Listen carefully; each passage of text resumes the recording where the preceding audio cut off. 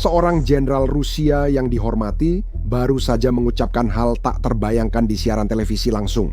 Rusia sedang kalah dalam perang ini, dan semua itu karena tentara Rusia korup. Pengakuan terus terang seperti ini belum pernah terdengar di Rusia era Putin, membagikan informasi yang mengkritik militer atau menyalahkan dirinya bisa dihukum hingga 15 tahun di Gulag. Inilah sebabnya komentar dari Jenderal Vladimir Churkin, mantan kepala pasukan darat Rusia, mengejutkan tidak hanya di Rusia, tetapi juga di seluruh dunia. Pernyataan yang akan Anda dengar ini sangat jelas. Jenderal tersebut secara tegas menyalahkan kegagalan invasi pada korupsi dan kegagalan besar Federalnaya Sluzhba Bezopasnosti. Jadi begini, sebelum invasi tahun 2022, Federalnaya Sluzhba Bezopasnosti melakukan survei rahasia di dalam Ukraina dan mereka melaporkan kepada Putin persis seperti yang ingin didengar Putin. Federalnaya Sluzhba Bezopasnosti menyatakan warga Ukraina akan menyambut tentara Rusia dan Kiev akan jatuh dalam 3-5 hari. Inilah alasan mengapa tentara Rusia masuk ke Ukraina tanpa perlengkapan yang memadai dan banyak unit bahkan membawa seragam parade bersama mereka. Nah, Putin masih menunggu parade itu dan semua ini terjadi karena sistem korup yang ia bangun di sekelilingnya. Dengarkan apa yang dikatakan jenderal itu. Seperti yang mereka katakan, perang seperti yang dikatakan oleh Weiss para klasik Marxisme-Leninisme adalah kelanjutan dari kebijakan dengan cara kekerasan lainnya. dan memang benar begitu. WDPD dan BRBC tujuan itu masing-masing. Di dalam operasi militer khusus ini, Presiden Rusia menetapkan tujuan denasifikasi dan demilitarisasi. Setiap tujuan dicapai dengan menyelesaikan serangkaian tugas taktis, operasional, dan strategis. Itulah yang kami coba amati di awal operasi ini. Saya tidak akan mengkritik siapapun, tapi sejujurnya, menurut pendapat saya, Dikritik. Tapi menurut pendapat saya, Rusia sekali lagi tak siap untuk perang seperti yang terjadi di tahun-tahun dan abad-abad sebelumnya. Selain itu, secara tradisional ada kecenderungan meremehkan musuh dan melebih-lebihkan kekuatan kita sendiri. terjadi salah perhitungan musuh dan penilaian ulang pasukan mereka. Kalau kamu ingat, pada tanggal 22 Februari, sebelum satu orang mulai mengatakan bahwa perang akan selesai dalam 3 hari, bahwa kita akan dengan mudah mengalahkan mereka. Sindrom Tbilisi dan peristiwa perang 5 hari dengan Georgia mungkin berperan, tapi sayangnya itu tidak terjadi. Ide signifikan dan member dengan formula yang standar memuaskan untuk seluruh komunitas intelijen Rusia. Pada dasarnya, para pemimpin negara diberikan informasi yang salah bahwa 70% penduduk Ukraina mendukung kita dan 30% menentang kita. Ternyata justru sebaliknya. 30% mendukung kita dan 70% menentang kita. Dan kita sudah tahu kemana hal ini mengarah. Tim yang bernama Fregu Poranas, kami belajar pelajaran yang serius dan keras. Dari mantan Menteri Pertahanan, ia mencoba keluar dari situasi ini dengan anggun, menyebut apa yang terjadi sebagai isyarat niat baik. Saya menyebutnya sebagai isyarat niat baik. Nama jenderal ini adalah Vladimir Churkin. Dia adalah seorang kolonel jenderal yang menjadi kepala pasukan darat Rusia pada tahun 2012. Dan seperti yang baru saja kalian dengar, dia sangat jelas tentang fakta bahwa dia tidak mengkritik siapapun secara khusus, terutama Putin. Ada alasan dia menegaskan hal itu karena di Rusia mengkritik tentara sebenarnya ilegal. Undang-undang ini disahkan Putin pada 5 Maret 2020, 22 minggu setelah invasi dimulai. Menurut saya, waktunya sudah cukup memberitahu kita semua yang perlu kita ketahui tentang bagaimana invasi ini berjalan bagi Putin. Sejak dia mengesahkan undang-undang ini pada dasarnya telah digunakan untuk membungkam siapa saja dan semua orang. Beberapa minggu lalu, pasukan Rusia menangkap gadis remaja 18 tahun dari Saint Petersburg. Dia secara terbuka menyatakan tidak mendukung perang Rusia di Ukraina. Nah, menurut pasukan Putin, itu dianggap menyebarkan informasi palsu tentang perang. Dan itulah sebabnya dia dipenjara selama berbulan-bulan hanya karena satu komentar. Secara pribadi, saya bukan ahli hukum Rusia, tapi saya tidak melihat bagaimana mengungkapkan pendapat bisa dianggap menyebarkan informasi palsu. Namun demikian, Kisah-kisah seperti ini menunjukkan kepada kita mengapa apa yang dikatakan jenderal ini sangat penting. Mari kita lihat beberapa konteksnya.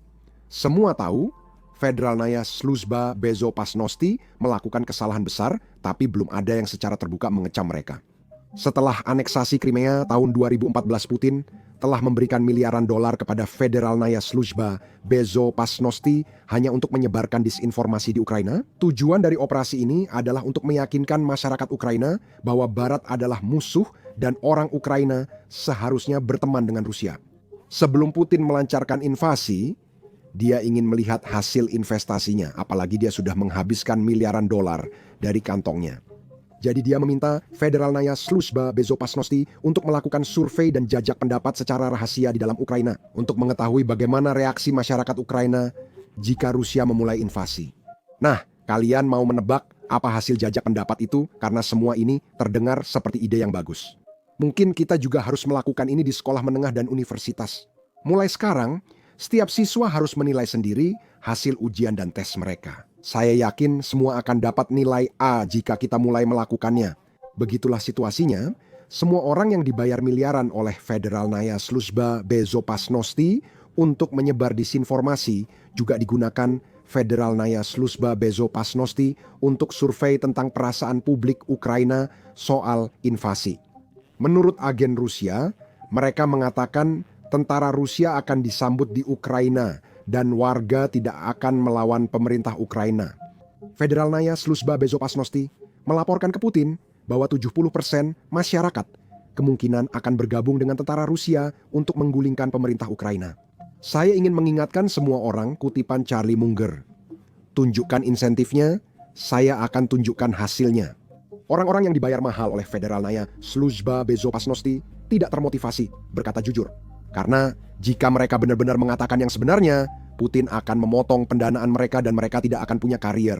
Inilah alasan tepat mengapa mereka mengatakan kepada Federalnaya Sluzhba Bezopasnosti apa yang Federalnaya Sluzhba Bezopasnosti katakan kepada Putin. Dan itulah sebabnya Putin benar-benar percaya bahwa Kiev akan jatuh dalam 3 hari. Tapi ya, ketika itu tidak terjadi, itu menjadi kejutan besar bagi Kremlin dan tentu saja bagi Putin. Faktanya, kita tahu bahwa hanya beberapa minggu setelah invasi itu gagal, Putin benar-benar menangkap kepala Federalnaya Sluzhba Bezopasnosti yang bertanggung jawab atas divisi intelijen. Ini adalah orang yang bertanggung jawab menyebarkan informasi palsu di Ukraina, dan dia juga bertanggung jawab melakukan survei rahasia ini. Federalnaya Sluzhba Bezopasnosti itu melaporkan kembali kepada Putin, orang itu kemudian dikenakan tahanan rumah. Dan selain itu, Rusia membuka banyak penyelidikan kriminal internal untuk kasus penggelapan, pemalsuan intelijen, dan tentu saja penipuan terhadap Kremlin. Yang paling lucu, sistem ini dibangun sendiri oleh Putin untuk melindungi kekuasaannya. Namun kini sistem korup itu justru berbalik menghantam dirinya. Karena Putin tahu bahwa jika dia tidak memenuhi semua yang telah dia janjikan di awal perang, dia mungkin tidak akan berkuasa lagi.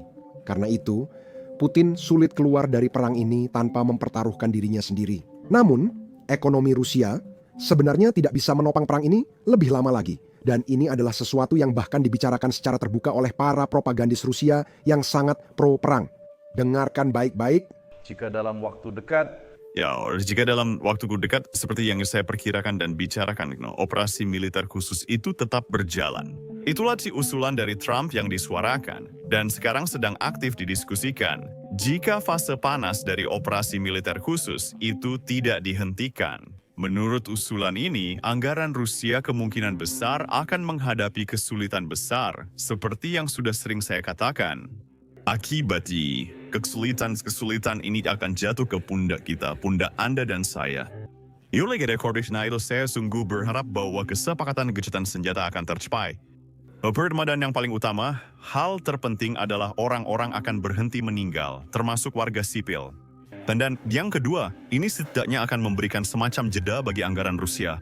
Karena negara harus memenuhi kewajiban sosialnya kepada para pensiunan, keluarga berpenghasilan rendah, keluarga besar, kaum muda, dan seterusnya. Namun muncul pertanyaan selain di sini. Jika operasi itu berhenti, kita rakyat, warga Federasi Rusia secara otomatis akan mulai menganalisis hasilnya. Dan kemudian bagi pihak berwenang, masalah-masalah baru bisa dibilang akan muncul. Artinya, dengan segi menyelesaikan masalah ekonomi, dengan membiarkan anggaran sedikit bernapas, pihak berwenang akan segera, setelah waktu singkat, menghadapi masalah sosial yang akan terlihat dari kenyataan bahwa masyarakat akan mulai bertanya-tanya dan pihak berwenang memahami hal ini. Bagaimana mereka dengan keluar dari situasi ini sulit untuk saya katakan saat ini. Saya rasa pihak berwenang kemungkinan berorientasi bank jalur ini. Akan mengikuti jalur memperketat aturan. Tentu saja, Putin dan masyarakat Rusia juga menyaksikan semua ini. Mereka melihat kinerja ekonomi sejak invasi dimulai. Itulah sebabnya Putin berusaha memperkuat gagasan bahwa dia menjalankan perang ini untuk melindungi masyarakat Rusia. Dia ingin memastikan Rusia adalah tempat yang aman, dan itulah sebabnya dia harus menginvasi Ukraina. Untuk semakin mendorong narasi ini, baru-baru ini dia mengadakan acara besar di mana dia memberikan medali kepada semua veteran dari semua perang Rusia. Ini termasuk orang Rusia yang bertempur di Perang Dunia II dan salah satu veteran yang sudah sangat tua menurut saya. Dia tak lagi takut pada Putin, bahkan secara terbuka mengatakan hal yang pasti tak disukai Putin. Dengarkan ini. Sudah kami berjuang agar kalian Kami berjuang agar kalian, anak-anak kalian, cucu-cucu kalian, dan cicit-cicit kalian selalu memiliki langit yang cerah dan damai di atas kepala kalian. ada banyak sekali hal seperti itu. Ya, tenang saja. Menurut saya itu hasil kerja kamera yang luar biasa. Begitu orang itu mengatakan bahwa dia ingin memastikan langit Rusia tetap damai, kameranya langsung mengarah ke Putin. Ngomong na ngomong. Selanjutnya, kita punya jenderal lain yang tidak pernah berhenti mengkritik Putin sejak Putin gagal dalam invasi ini. Jenderal itu tidak lain adalah Igor Girkin. Jenderal ini juga membantu Putin merebut Donetsk dan Luhansk pada 2014. Tapi sekarang dia mengkritik kegagalan Putin. Berikut adalah wawancara terbarunya yang diterbitkan di Media Rusia. Jadi sebuah situs web berita Rusia yang mewawancarainya saat orang ini masih di penjara. Igor Girkin memperingatkan bahwa keberhasilan taktis Rusia baru-baru ini di sekitar Pokrovsk dan tempat lain kemungkinan besar tidak akan banyak berpengaruh pada jalannya perang secara keseluruhan di Ukraina. Kecuali, tentu saja, Rusia benar-benar bersedia untuk berkomitmen penuh pada kekalahan total dan pemecahan Ukraina. Komitmen penuh berarti mobilisasi total, seperti yang sudah lama didorong pria ini. Dia memperingatkan bahwa semua keberhasilan taktis terbaru kita di garis depan pada akhirnya tidak akan menghasilkan apa-apa. Karena keberhasilan itu tanpa cadangan strategis yang cukup. Dan hal ini pada gilirannya tidak dapat diciptakan tanpa adanya tujuan strategis untuk menghancurkan kenegaraan Ukraina. Kemenangan strategis berarti kekalahan total dan penghancuran angkatan bersenjata Ukraina serta penghapusan kenegaraan Ukraina seperti sekarang. Dan terakhir, terciptanya situasi di mana yang disebut Ukraina sama sekali tidak dapat mengancam Rusia. Masalah ini hanya dapat diselesaikan dengan menggabungkan kembali sebagian besar Ukraina ke Rusia. Dia menilai pasukan di garis depan belum cukup untuk memenuhi target utama Rusia. Menguasai seluruh Donbas, Zaporizhia, dan Tarshan. Meski semua itu tercapai, Ukraina akan tetap melatih ulang, mempersenjatai kembali, dan melakukan serangan balasan. Lanjutnya, kekalahan bisa membuat Zelensky dicopot atau mundur, tapi menurut Girkin, ia hanya akan digantikan oleh pemimpin yang lebih Rusofobia dan Nazi. Itu berarti drone dan rudal Ukraina akan terbang tanpa henti ke dalam wilayah Rusia. Dan itulah sebabnya dia mengatakan Rusia pada dasarnya perlu menghancurkan kenegaraan Ukraina dan itu mustahil tanpa mobilisasi besar-besaran. Sayangnya, seperti yang Putin pelajari pada September 2022, jika ia memobilisasi rakyat Rusia, mereka justru akan melawannya. Salah satu masalah membuat video seperti ini adalah saat menampilkan banyak serangan drone, meski tidak ada manusia atau tentara Rusia yang terluka. YouTube biasanya melakukan demonetisasi atau membatasi video kami. Bahkan dalam seminggu terakhir, kami memiliki 4 video perang yang didemonetisasi menurut YouTube. Menampilkan serangan drone atau rekaman garis depan tidak ramah pengiklan, sehingga video tersebut dibatasi. Namun inilah kenyataan dari peperangan modern, dan inilah perang yang sedang dihadapi dan coba untuk bertahan oleh orang-orang Ukraina. Kami percaya penting meliput hal ini, jadi kami meluncurkan platform sendiri, Basics Insider. Kami membangunnya dari awal tanpa batasan. Kami tak perlu mengaburkan serangan drone, rekaman garis depan, atau pangkalan udara Rusia yang hancur. Selain itu, kami sebenarnya tidak menayangkan iklan apapun di situs ini. Dengan begitu, kami tidak perlu menyensor diri sendiri hanya karena pengiklan tidak senang dengan apa yang kami liput. Kami mendanai situs ini lewat dukungan Anda, bukan iklan.